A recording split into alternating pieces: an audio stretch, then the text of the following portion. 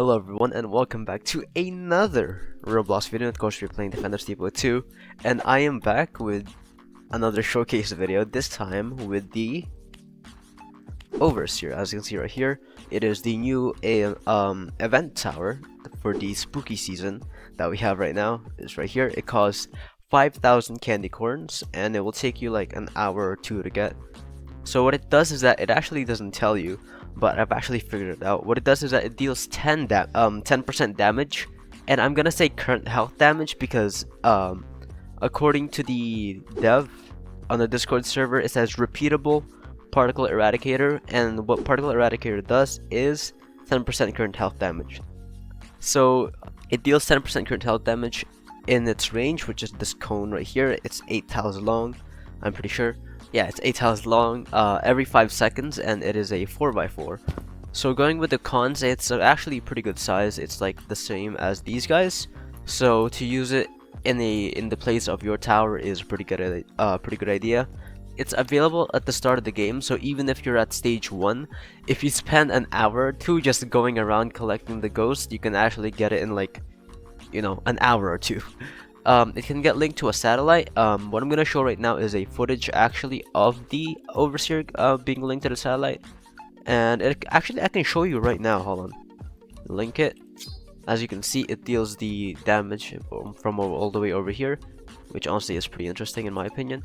It can target all types of enemies. So again, with the footage, it can actually target all types of enemies. So flying, ghost, armored, and ground all at the same time, which is really good. It can be used throughout an entire rebirth cycle, but its uses may be more useful in the later stages because it does deal percentage of damage and not flat damage or max health. I mean, if it was max health, it would be a lot better, but it's fine.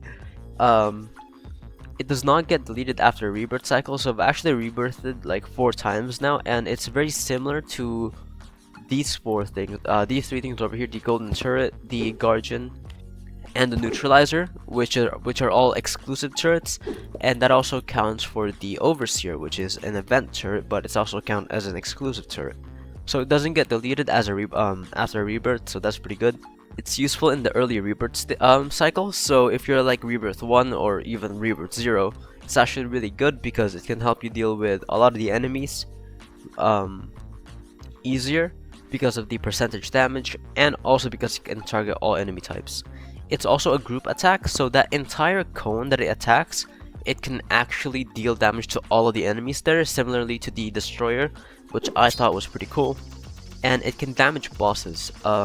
You can also use this in the place of a cannon, which I don't suggest, but you can use it to remove the armor of a wave 100 boss. You can use it to deal tons of damage to a boss just in general, so I do actually like this tower quite a lot.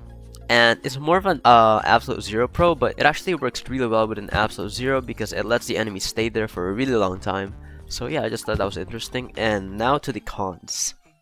It's an event exclusive tower, which means it's only available for a certain amount of time, which I'm guessing would be 3 weeks. And it does not get buffed by a Force of Nature or a Crystal Enhancer, so the 5-second cooldown is a bit much, and you can't even use the Crystal Enhancer with it. The range is also quite weird considering that it is a cone. It's actually like with the first one that we have right now, and honestly I'm not a fan of that.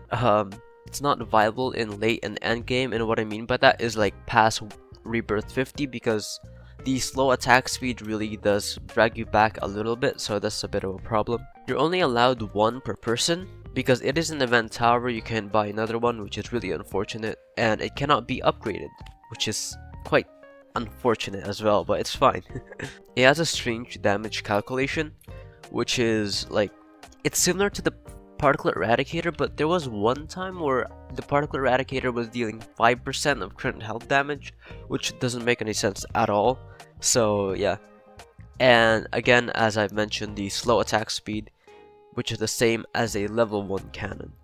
So at this point, I think it'd be better to get a cannon itself if you want to deal with the armored enemies, but you can also use this as well.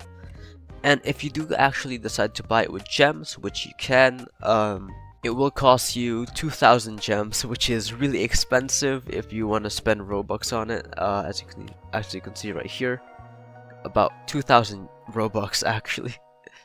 So side notes is that Overseer is honestly a really interesting tower. It's like a particle eradicator but turned into a weird orangey mess that for some reason does not calculate its damage properly.